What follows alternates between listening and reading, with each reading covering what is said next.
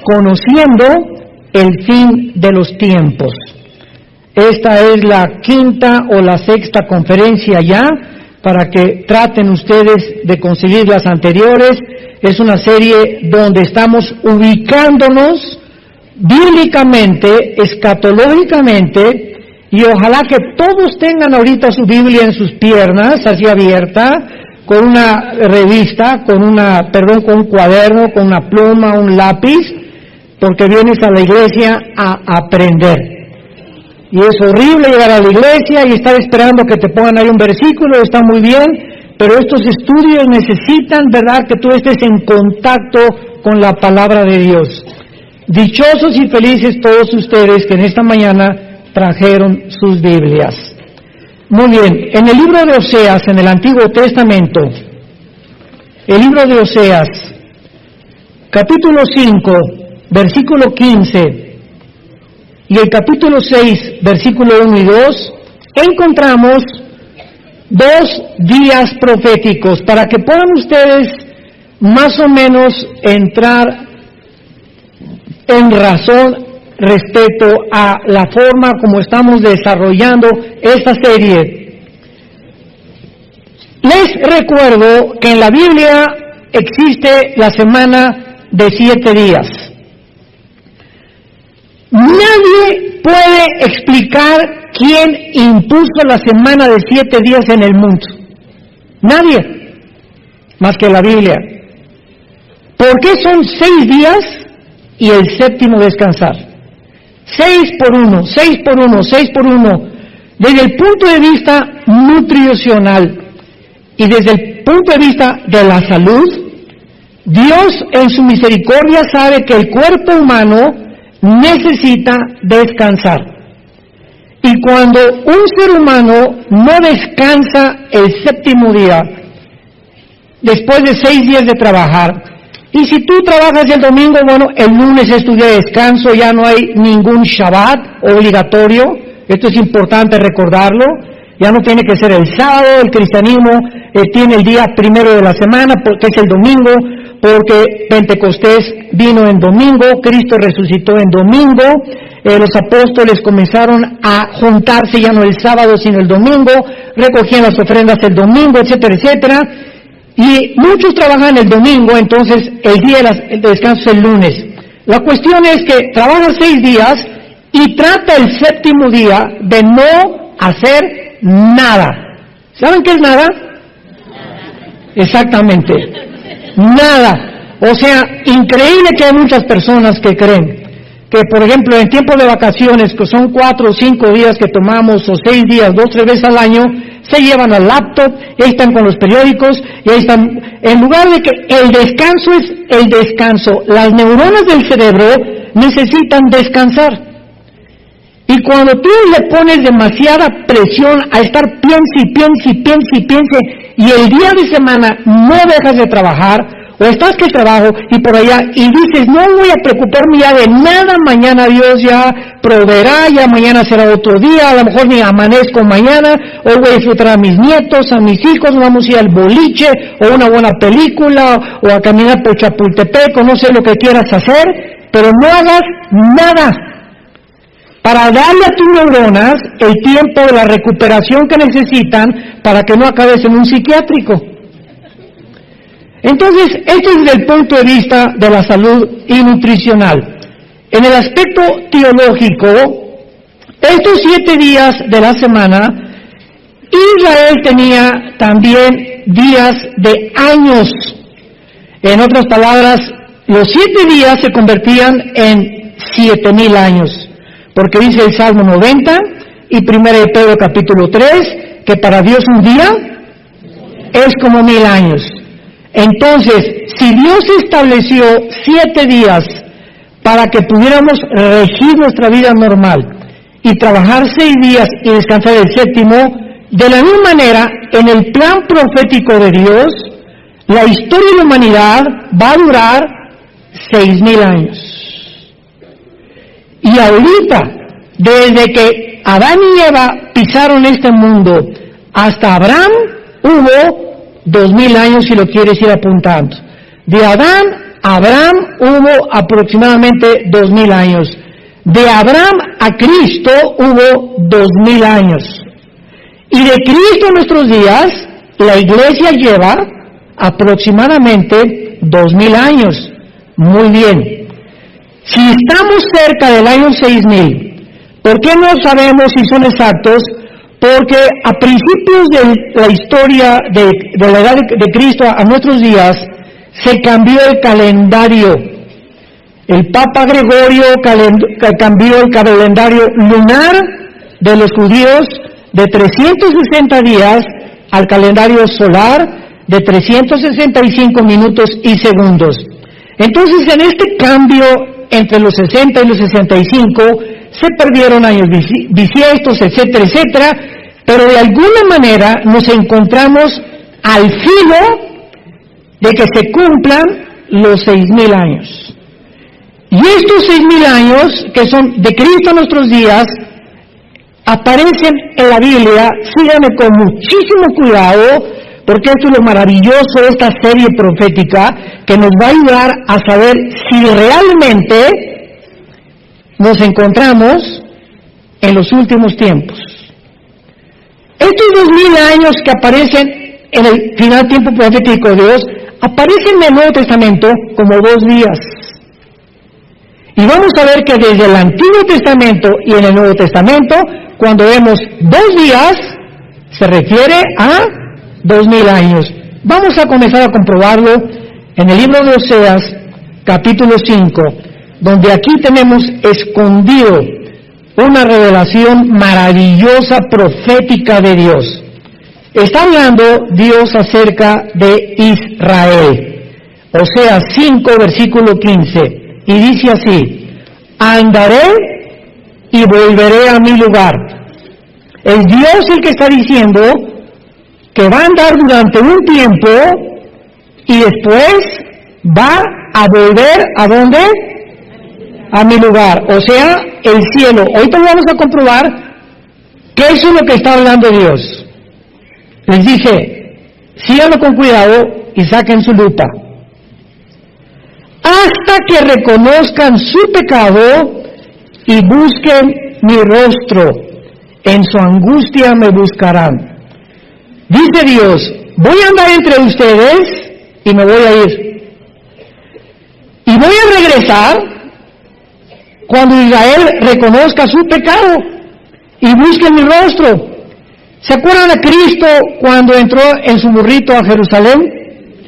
Jerusalén, Jerusalén, que matas a los profetas, como la gallina quise buscar a los pollitos y meterte bajo mis alas, pero no me volverán a ver hasta que digan, Baruch Hashem Adonai Eloheim, bendito el que viene en el nombre del Señor.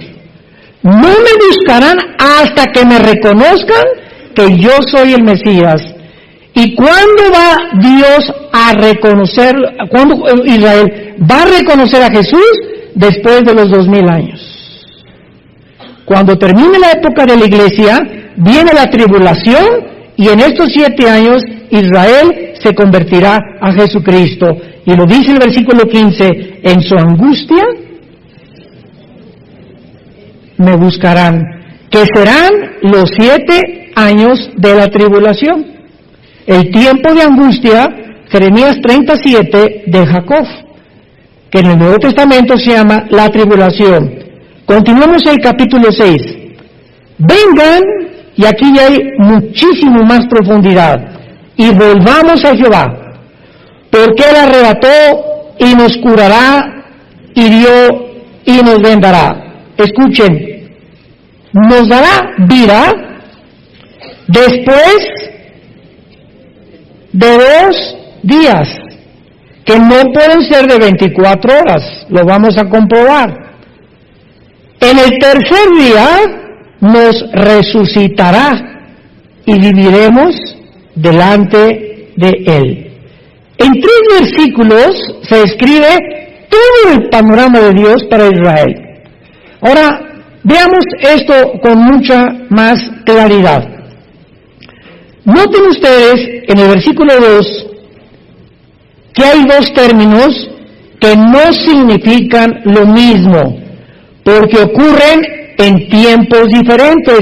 El primero es tener vida, el segundo es resucitar. La promesa de que dice nos dará vida se cumplió en 1948 del siglo pasado, cuando los judíos regresaron casi cerca de 2000 años exiliados y dispersados por el mundo a establecer el Estado libre y soberano de la nación de Israel. Ahí Israel renació nacionalmente, pero no espiritualmente. Regresaron a su tierra, pero no se convirtieron, y todavía no se convierten, aunque hay un movimiento impresionante ya en el mundo de cantidad de judíos étnicos que están aceptando a Jesús como el Mesías, que son los primeros frutos de los que se van a convertir con los 144,000 judíos que van a predicar en el tiempo de la tribulación. Bueno, entonces veamos esto, que la promesa que se hace aquí de tener vida es una referencia directa a el renacimiento de Israel como nación, si lo quieren apuntar. Y nos preguntamos, ¿qué otra nación en la historia del mundo ha vuelto a nacer después de haber estado exiliada de su tierra por más de casi 2000 años a través de la historia? ¿Qué nación ha podido igualar a Israel para renacer después de casi 2000 años? Y este milagro de este renacimiento de Israel se profetizó en Isaías 66:8, escrito hace 2700 años. ¿Quién oyó semejante cosa? ¿Quién vio tal cosa? ¿Concebirá la tierra en un día? Pregunta el Espíritu Santo, ¿nacerá una nación de una vez? Pues en cuanto Sión estuvo de parto, dio a luz sus hijos. Entonces, Israel, damas y caballeros, señores sociólogos que nos visitan, antropólogos, historiadores, es la única nación en la historia que no ha tenido comparación con ningún estado, con ninguna nación que haya podido, ya no digamos todas las generaciones, por casi 2000 años, ninguna nación en una sola generación, que en la Biblia una generación son aproximadamente como 80 años, de acuerdo al Salmo 90 también, no ha podido ninguna nación de la historia regresar a su religión, a su estado, a su lenguaje. No lo perdieron el hebreo, mezclado con algo de arameo, como en 1948, ante los ojos expectantes del mundo. Me voy a adelantar un poquito, porque las primeras dos guerras mundiales, la Primera Guerra Mundial preparó a Israel para su tierra, y la Segunda Guerra Mundial preparó a la tierra para los judíos. Increíble que tuvo que haber dos guerras mundiales para que en la Primera Guerra Mundial los ingleses les quitaran al Imperio Otomano de los turcos el control del Medio Oriente. Cuando en 1923 los ingleses, el general Alibay, entra a Jerusalén y sacan a los turcos, y se acabó el Imperio Otomano turco que había prevalecido casi 500 años. Y de 1923 a 1945 los ingleses tenían el control del Medio Oriente. Acaba la Segunda Guerra Mundial en 1945 y la Liga de Naciones, que después se convirtió en las Naciones Unidas, decretan que los ingleses se salgan y que Israel tome posesión de su tierra soberanamente, convirtiéndose en un Estado. Entonces vemos cómo a través de toda la historia Dios trabaja por etapas. Dios va preparando tu vida igual que las naciones. A ti te prepara tal vez de los 15 a los 20 años para que estudies algo, o para que vayas con una familia, o para que hagas esto, sin que tú te des cuenta, el periodo que tú estás atravesando en tu vida te está preparando para la segunda etapa. Pues es que yo me divorcié, hermano. Bueno, ese divorcio te va a ayudar si aprendes, y esa caída, y ese problema, y ese fracaso en tu trabajo, te va a ayudar para la próxima etapa si tú te mantienes, como decía mi esposa Marta, con la presencia de Dios en tu vida. Aléjate de Dios y olvídate de Dios, o los problemas que tienes, y pierdes, abortas tu llamado. Te sales del camino y te puedes quedar como los judíos en el Antiguo Testamento 40 años dando vueltas. En la geometría, un círculo es un punto donde tú partes y regresas al mismo punto. Nunca llegas a ningún lado. Siempre en ciclos tu vida. Eres igual que hace 4 años, igual hace que 10 años. Tu vida no ha podido cambiar. ¿Y sabes por qué no ha podido cambiar? Porque te gobernó la amargura. Un cristiano amargado no avanza ni una pulgada en su vida espiritual. No me importa que me violaron, hermano, mi papá fue esto, y mi mamá fue esto, y me divorcié, y la gente no me quiere, y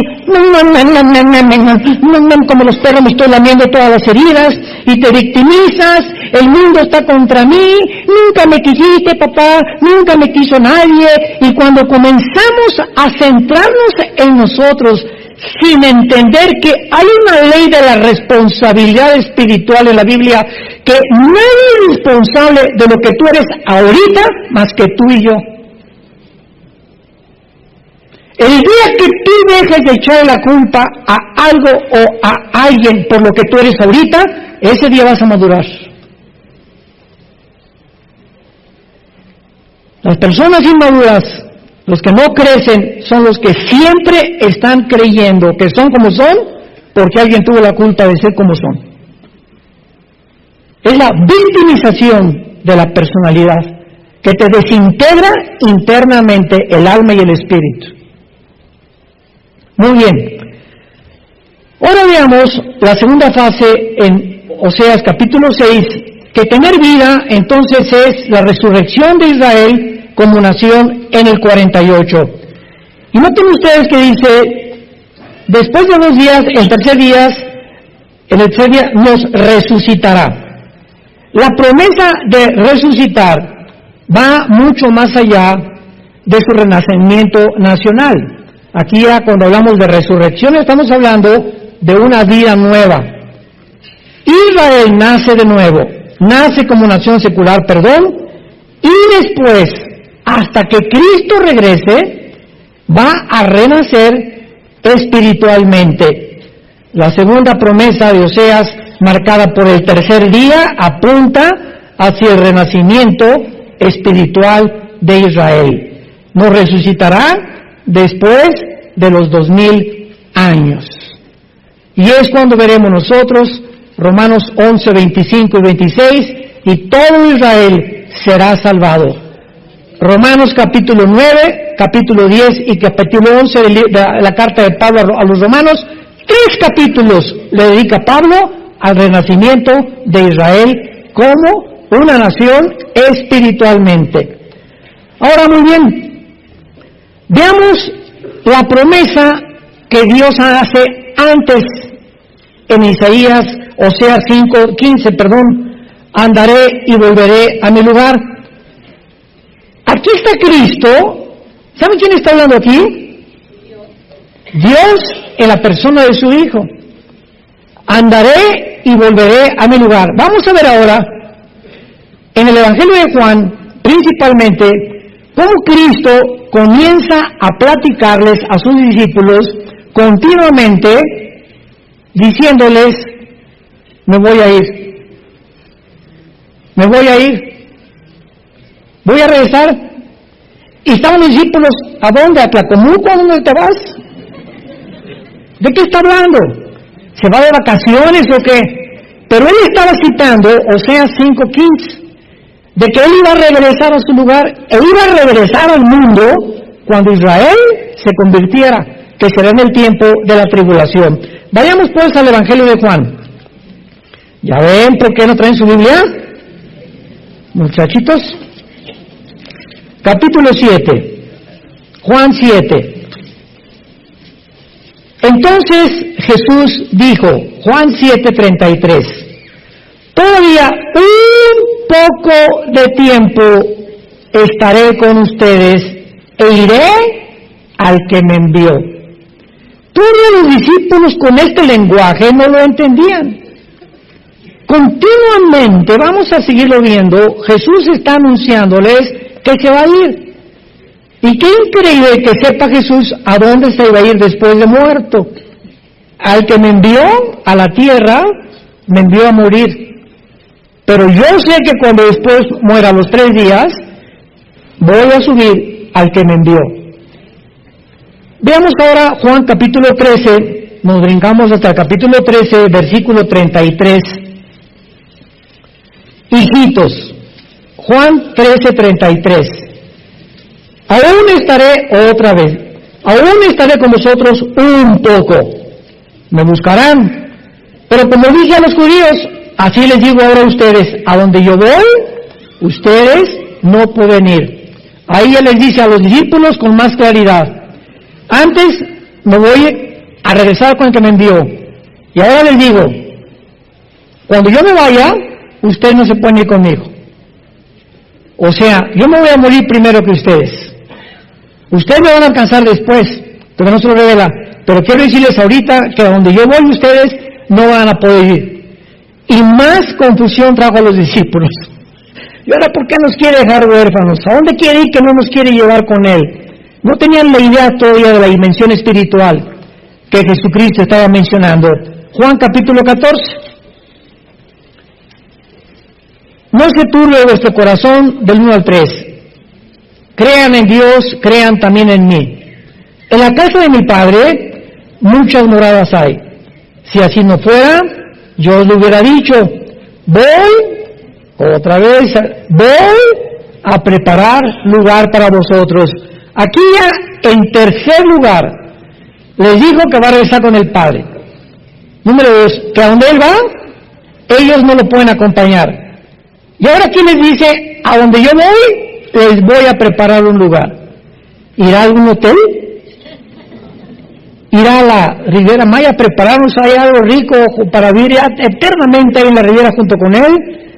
Y aquí los discípulos, más que cualquier otra cosa, entraron en un estado de ansiedad por no entender espiritualmente las palabras de Jesús. Y en el versículo 3 les dice, y si me fuere y os prepararé el lugar, vendré otra vez. Aquí está hablando del arrebatamiento de la iglesia. ¿Cómo sabemos que no está hablando de la segunda venida, que es otro evento completamente diferente? Porque dice, y os tomaré a mí mismo. Esta palabra en el griego, paralambano, implica tomar así con fuerza.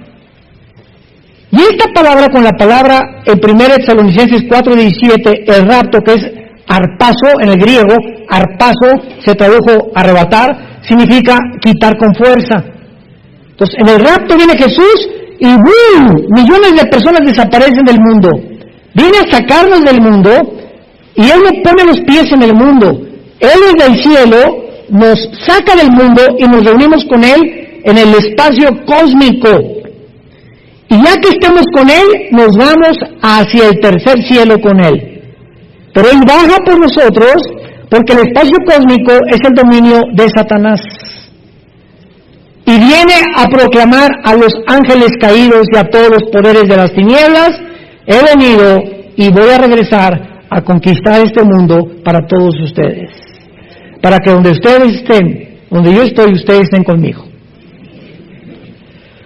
Muy bien, sin embargo, aun cuando actualmente nos encontramos en la época de la iglesia, que son estos 2000 años, esto es importante.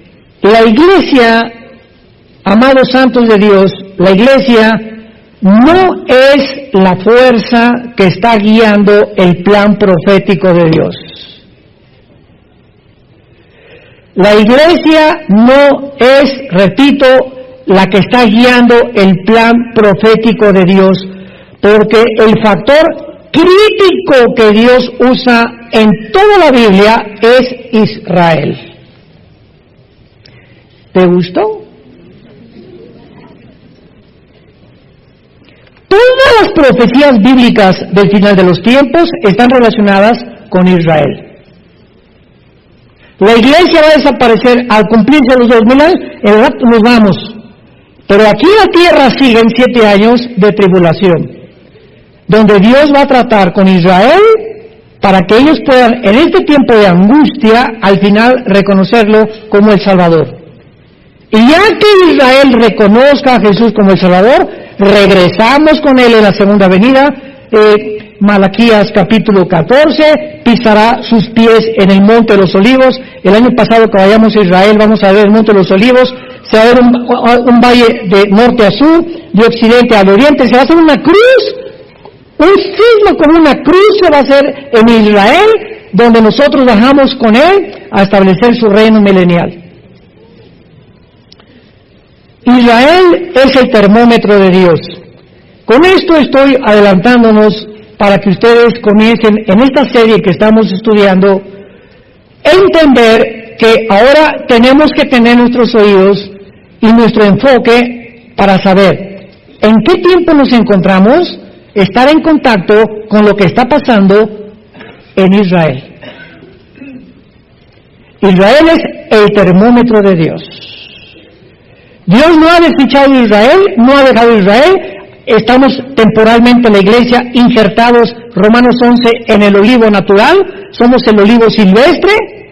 Ellos siguen siendo el olivo natural porque de Israel, de los patriarcas, Abraham, Isaac, Jacob, Judá, viene todo esto escrito. Los apóstoles que escribieron la Biblia nacieron en Tlalnepantla, nacieron en Israel, eran judíos, la primera iglesia cristiana fue judía, y por eso en Romanos Pablo dice, el evangelio es a los judíos primero y después a los gentiles. Primero Dios a los judíos y después a los gentiles. Pero como en estos 2000 años de historia, Israel continuó rechazando a Dios, continuamos nosotros predicándoles y tenemos ya gran cantidad de testimonios de judíos que están convirtiéndose a Jesucristo.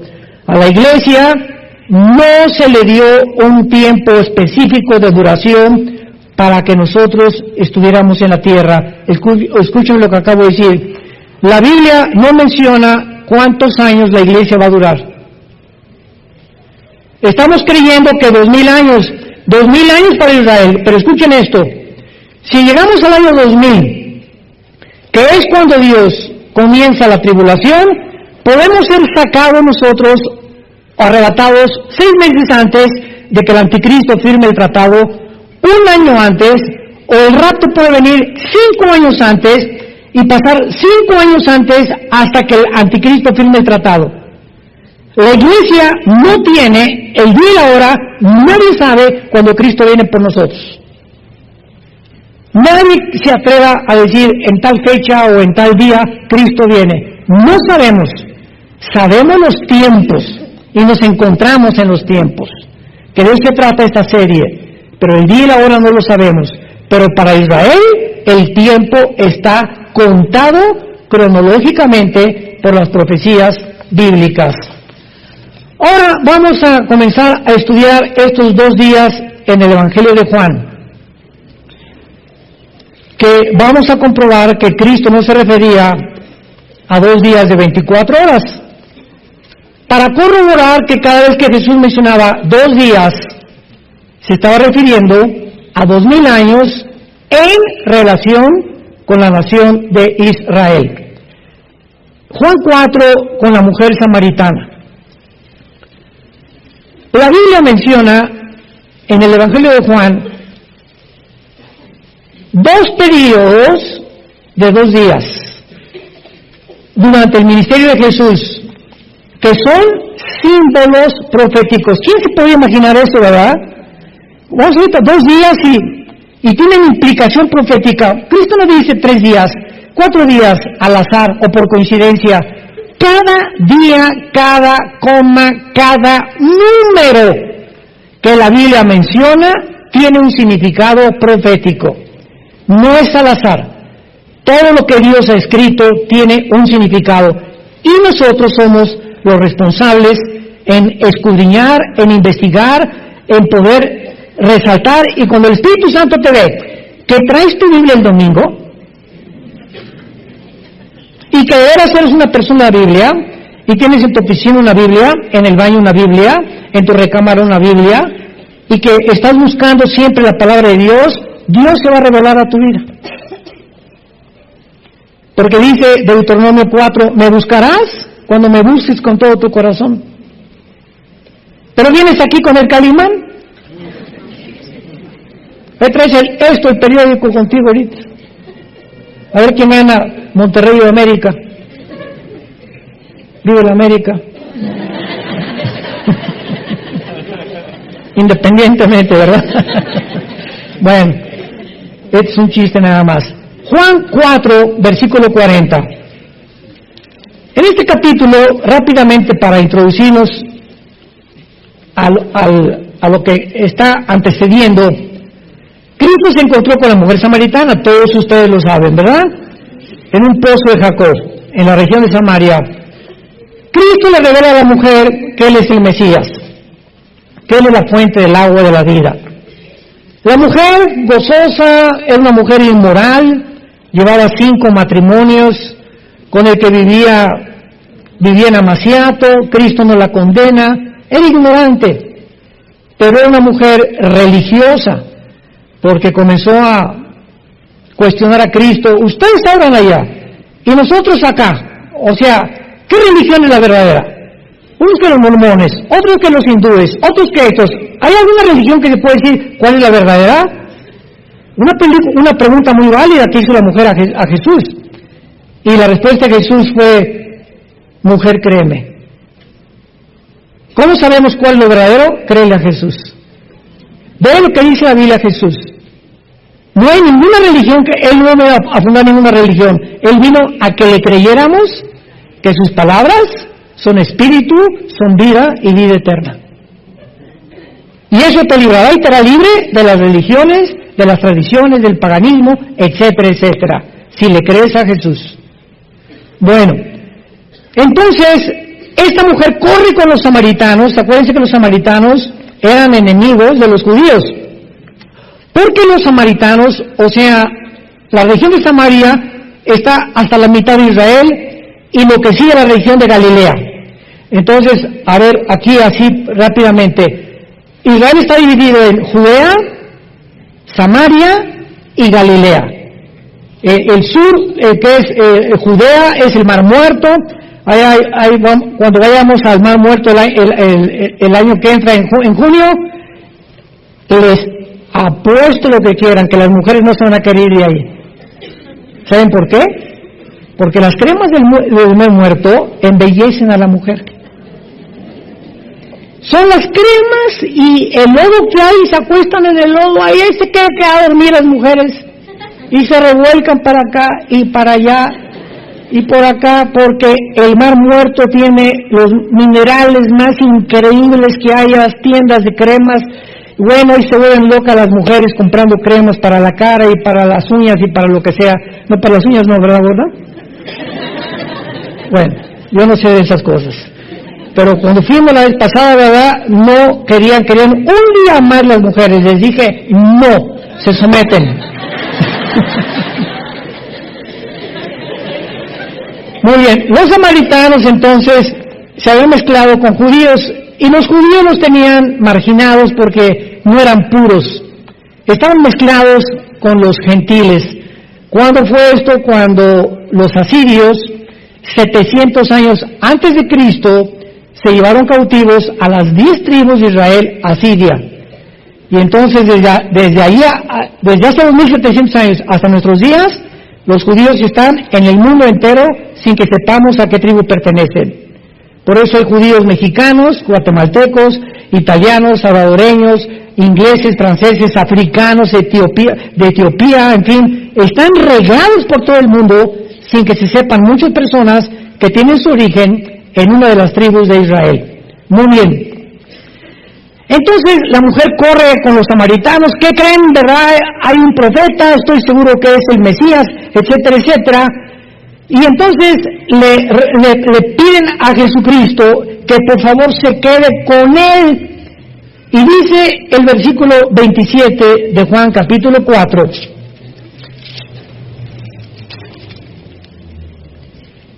En esto vinieron los discípulos y se maravillaron de que hablaba con la mujer. Sin embargo, ninguno dijo, ¿qué preguntan o qué hablan? Sin embargo, encontramos el versículo 42, y decían a la mujer, ya no creemos solamente por tu dicho, porque nosotros mismos hemos oído y sabemos que verdaderamente este es el Salvador del mundo en Cristo. 2 días después, salió de allí y se fue a Galilea. Pregunta, ¿por qué Jesús detiene su visita a Samaria 2 días? ¿Por qué 2 días? ¿Qué relación hay en que Él se haya quedado 2 días con los samaritanos, con los 2000 años relacionados con la profecía para Israel? Y la respuesta es la siguiente. En todo su ministerio, casi ninguno de los judíos se convirtió. Y en la primera visita a Samaria, casi todos los samaritanos se convierten. Los marginados, los desechados del mundo. Y en ese momento, Jesucristo, al decir, me quedo 2 días con ellos, los samaritanos son un tipo de la iglesia. Ellos eran mezclados, gentiles con judíos, y la iglesia, ¿cómo está mezclada en el siglo XXI? Gentiles con judíos también. Y cuando Jesús dice, me quedo 2 días con ustedes, está hablando proféticamente que después de los 2000 años vendría Dios a establecer su trato con los judíos. Qué impresionante que es en un ministerio de 3 años y medio, donde la mayoría eran judíos, se rehúsan a creer en Él, y en un solo día en Samaria, todos los gentiles casi creen en Él. ¿Qué significado tenía, verdad? Que la época de iglesia está mezclada también, pero predominantemente de gentiles. Ser un reflejo de este ministerio de Jesús que tuvo con los samaritanos. ¿Podríamos alguna vez habernos imaginado esto? ¿Ven cuántas joyas y cuántas piedras preciosas? Ahorita todavía están muchos. Lo comprendo. El año que entra lo vas a entender un poco más. Pero son piedras preciosas y joyas que vamos descubriendo en la Biblia. Y ¿saben cuál es el secreto de la Biblia? La conexión. Estar conectando versículos con otras partes para no sacar de un contexto un texto y hacer un pretexto. Esta es la razón por la cual hay tantas sectas que sacan un versículo sin tomar en cuenta otras partes de la Biblia, y entonces si no tienes el rompecabezas completo, no puedes enseñar la Biblia, porque estarías enseñando herejías. Y esto es lo precioso que tenemos nosotros en la Biblia. Pero vayamos al segundo caso en la Biblia, Juan capítulo 11, donde se encuentran otra vez los 2 días en la resurrección de Lázaro. Esto está tremendo. Capítulo 11 de Juan. Esta es la segunda vez en todo el Evangelio de Juan, donde un período de 2 días aparece en la historia de la resurrección de Lázaro. La resurrección de Lázaro. ¿Qué leímos en Oseas? Nos resucitará después de 2 días. ¿Verdad? Ya estamos uniendo cabos, como que ya comienza a ser un poco más claro el rompecabezas. Muy bien. Ya hemos visto claramente en el versículo 24 que de una forma sospechosa, Marta le dice esto a Jesús. Juan 11:24. Marta le dijo, yo sé que resucitará en la resurrección en el último día. O se tradujo en el día postrero. Marta sabía de alguna forma que para Israel habría un tiempo de la resurrección. Y si Cristo habla de 2 días, está hablando del tercer día que Cristo resucitó. Sin que Marta supiera, como cuando Cristo se presentó ante Pilatos, uno de los sacerdotes de ellos dijo, ¿verdad? Es mejor que un hombre muera y no que mueran todos, profetizando el ministerio que Cristo iba a tener en la redención del ser humano. Entonces, hay muchas cosas en la Biblia que muchos hombres hablaron sin darse cuenta que estaban hablando a través de Dios. Que el Espíritu Santo estaba usando sus bocas sin que supieran ellos qué estaban diciendo, como cuando David escribió el Salmo 22. David agarra la pluma un día en su castillo y comienza, Dios mío, ¿por qué me has desamparado? Horadaron mis manos y mis pies, sobre mi ropa echaron suertes, mi corazón fue como la cera, los toros de Basán me han rodeado. David, 1000 años antes que Cristo fuera a la cruz, estaba escribiendo lo que 1000 años después iba a suceder en el Monte Calvario. Con detalles, sobre mi ropa echaron suertes, me crucificaron. Las palabras que Jesús dijo, lama sabactani, Dios mío, Elí, lama sabactani, ¿por qué me has abandonado? Las escribe David 1000 años antes. ¿Ustedes creen que David sabía lo que iba a pasar en el Monte Calvario? Este es un ejemplo, ¿verdad? Isaías 53, despreciado y desechado entre los hombres, varón de dolores, como que escondimos el rostro de él. ¿De quién está hablando? Del Mesías que vendría 700 años después.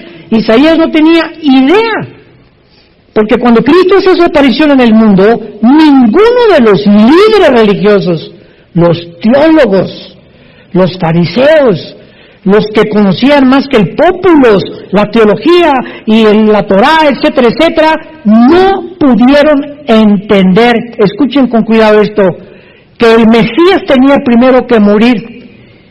Y esta fue la trampa del plan de Dios al diablo. Dice en 1 Corintios capítulo 2, si los príncipes de este mundo, o sea, los principados satánicos, hubieran sabido y conocido la sabiduría de Dios, nunca hubieran crucificado a Cristo. Si el diablo hubiera sabido que Cristo iba a resucitar, no se hubiera metido en Judas. De menso lo hace. Pero cuando Cristo resucita, el plan escondido de Dios, ni los ángeles lo conocían, era un secreto entre Dios y su Hijo Jesucristo. Entonces, en el Antiguo Testamento, lo único que aparece es un Mesías, pero la mayor parte de ellos creían que era el Mesías o el descendiente de David. Y cuando el Cristo toca y tienta el diablo a Cristo en el desierto, le dice, si tú eres el Hijo de Dios, realmente di esas piedras, o sea, si tú no eres el descendiente de David, sino que si eres el Hijo de Dios, pruébame que tú eres el Hijo de Dios. El diablo sospechaba, pero no estaba seguro que era el Hijo de Dios. Ahora alguien podría preguntar, oiga, pero cuando entró Cristo a una sinagoga, los demonios lo reconocieron. Escuchen, sabemos quién eres, el Cristo, has venido a atormentarnos, es toda la información que tenía. Sabemos que eres el Mesías, el Cristo, que significa el Mesías. Pero no sabían el plan que tenía que morir. Oye, hermano, pero después de cuando les comenzó a preguntar a los discípulos y es necesario que el Hijo del Hombre sea entregado en manos de pecadores y al tercer día resucite, pues el diablo no estaba oyéndolo. Escucha esto, si tú no tienes al Espíritu Santo, aunque oigas esto, no lo vas a entender. Yo puedo venir ahorita con una persona de otra religión, oye, es que María no es corredentora con Cristo. Los santos no pueden perdonar los pecados. Aquí está tu Biblia. No. Es mi religión. No voy a rechazar mi religión. Ahí está, y no lo ven. ¿Cómo lo explicas? hasta que el Espíritu Santo entre a nuestra vida y nos abra el entendimiento, podemos tener la luz y no ser iluminados. No hay peor ciego que aquel que tenga la luz enfrente y no es que no pueda ver, no la quiere ver. Tú le puedes convencer, como lo he hecho en los debates con los ateos, que el ateísmo es insostenible filosóficamente, que la teoría de la evolución que se enseña en las universidades a nuestros hijos es anticientífica, antibiológica, antigenética y contra la primera y la segunda ley de la termodinámica. Y los maestros les dices, pero ¿cómo estás enseñando algo que tu misma ciencia, que te jactas en que eres científico y que esto es una religión? La ciencia te demuestra que la teoría de la evolución es imposible. ¿Pero qué hay? ¿Por qué no cambian de un bando al otro bando? Simplemente porque el orgullo intelectual es más grande que la verdad. Detiene la verdad. Romanos 1. Habiendo conocido a Dios, no le quieren glorificar como Dios ni a darle gracias. Se envanecen en sus razonamientos y profesando ser sabios, se vuelven necios. La Biblia nos explica la conducta psicológica del ser humano en todos sus sentidos. Muy bien. Entonces, Marta le dice, en el último día vas a resucitar. Y Lázaro se enferma gravemente. Sabemos que eran los mejores amigos de Jesús. Marta, María y Lázaro eran 3 hermanos. Y supuestamente esta familia era de mucho dinero. Eran de las familias más pudientes que había en Israel. Y siempre estaban a Cristo hospedándolo en su casa, dándole de comer. Seguro que hasta una habitación especial la tenían para él, etcétera, etcétera. O sea, era como un amigo íntimo Jesús de Marta, María y de Lázaro. Imagínense ustedes cuando le van a avisar a Jesucristo, Lázaro está gravemente enfermo. Dice el versículo 3 del capítulo 11, enviaron las hermanas para decir a Jesús, he aquí el que amas, o sea, el Espíritu Santo pone énfasis en que había un amor muy especial de Jesús por Lázaro, principalmente por Lázaro, al que amas.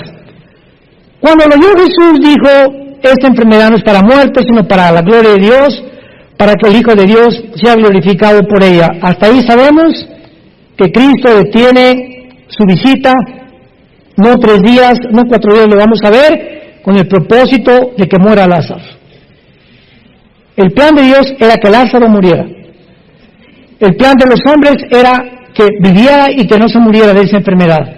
Pero los pensamientos de Dios no son nuestros caminos y son más altos que los de nosotros. Entonces hay muchas decisiones de Dios que Él toma que van mucho más allá de lo que creemos que sería mejor para nosotros. Es como hace poco me dijeron una persona que querían ir a resucitar a un muerto y les dije, miren hermanos, si don Pancho Pistolas resucita, ¿saben lo que va a pasar? Que abriendo los ojos va a decir, devuélvanme. Pero el amor de Dios estaba mucho mejor que en mi rancho. Estoy mejor que en este mundo de sufrimiento. La muerte es la liberación del alma y del espíritu para estar en un lugar que ni nos imaginamos y queremos traernos de vuelta.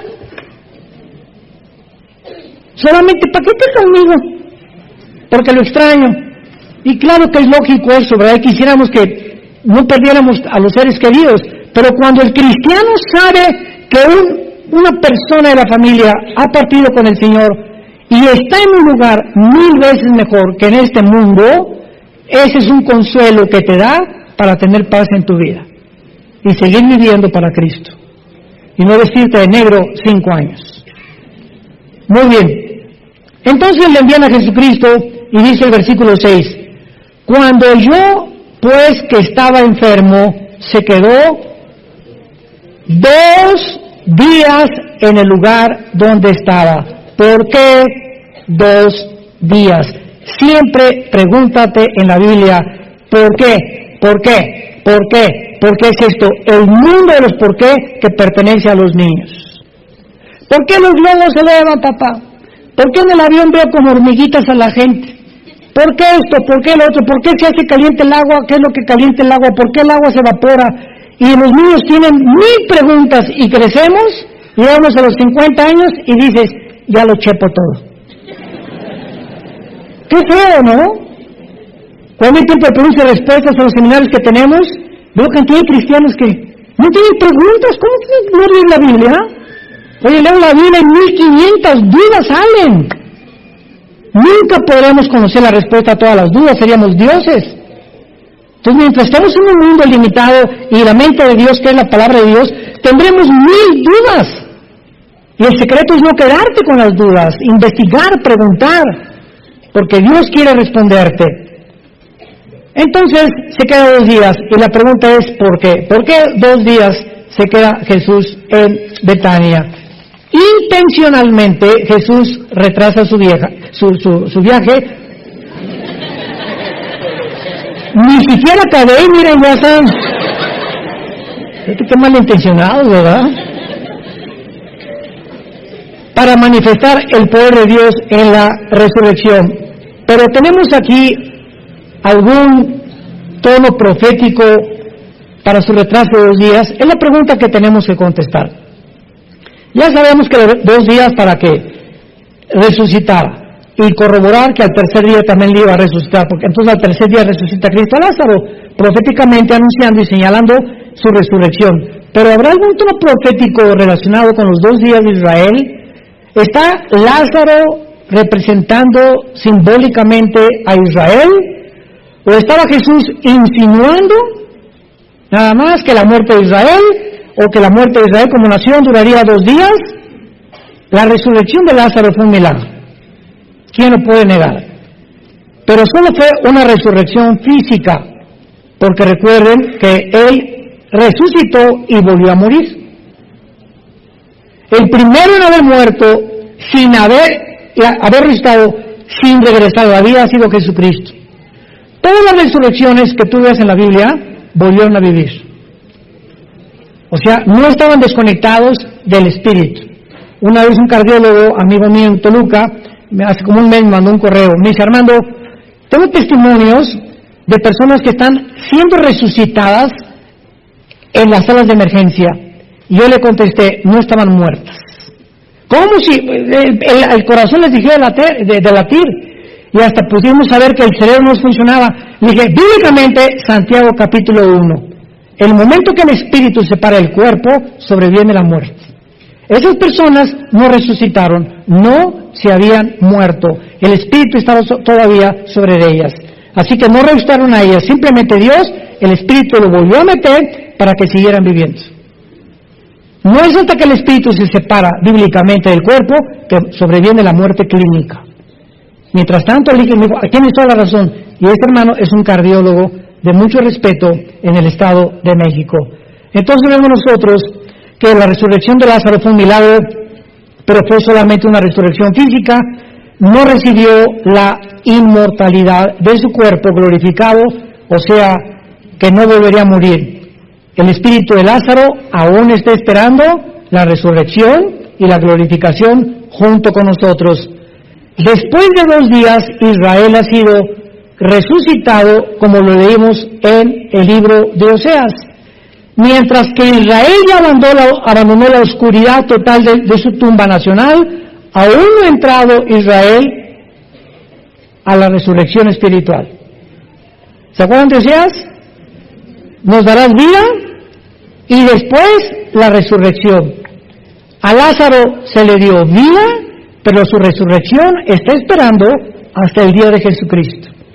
Entonces, en estos 2 días, Cristo corroboraba y confirmaba a Israel que verdaderamente el plan para él era que las profecías se cumplieran hasta después de 2000 años. ¿En qué tiempo nos encontramos? Estamos así de los 2000 años. Y vamos a ver en la próxima conferencia ahorita que sigue que estos 2000 años son impresionantes relacionados con Israel. Rápidamente para terminar, porque se acabó el tiempo. De Adán a Abraham hubo 1948 años. ¿Quién fue Abraham? El padre de Israel. De Adán a Abraham hubo 1948 años, el primer Adán. El segundo Adán, ¿quién fue?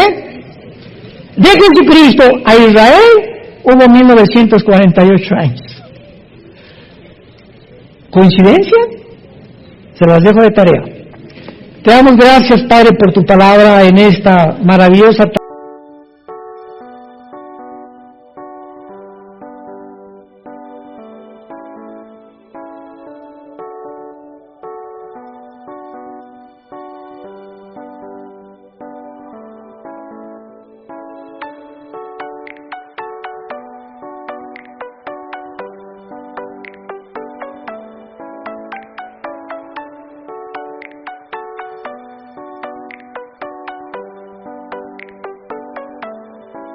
Anh ơi mơ mộng mình cứ xa xôi, không làm về tình ái một nơi sống cho chẳng kiếp đây thôi đâu tâm thì chuyện đời.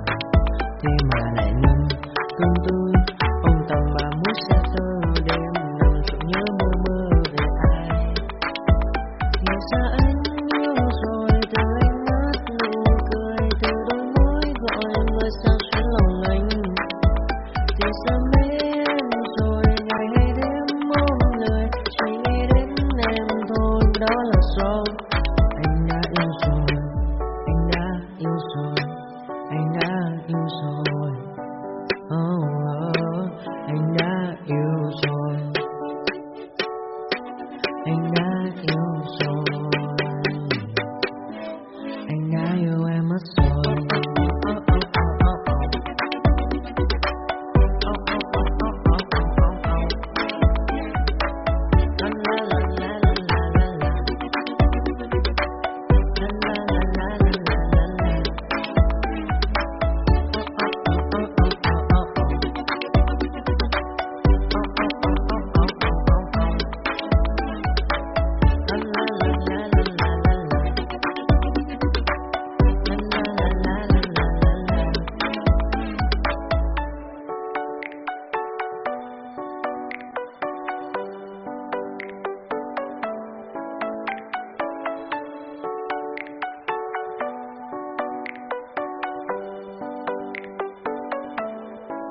Anh ơi mơ mộng mình cứ xa xôi, không làm về tình ái một nơi sống cho chẳng kiếp đây thôi đâu tâm thì chuyện đời. Thế mà lại nằm cơn tôi, ông tầm bà muốn xa thơ đêm nằm trộm nhớ mơ mơ về ai. Thì ra anh yêu rồi, từ anh mắt nụ cười, từ đôi môi gọi người sao xuyến lòng anh. Thì ra mê em rồi, ngày hay đêm mong lời, chỉ nghĩ đến em thôi, đó là do anh đã yêu rồi, anh đã yêu rồi, anh đã yêu rồi. Anh đã yêu rồi, anh đã yêu rồi, anh đã yêu em mất rồi.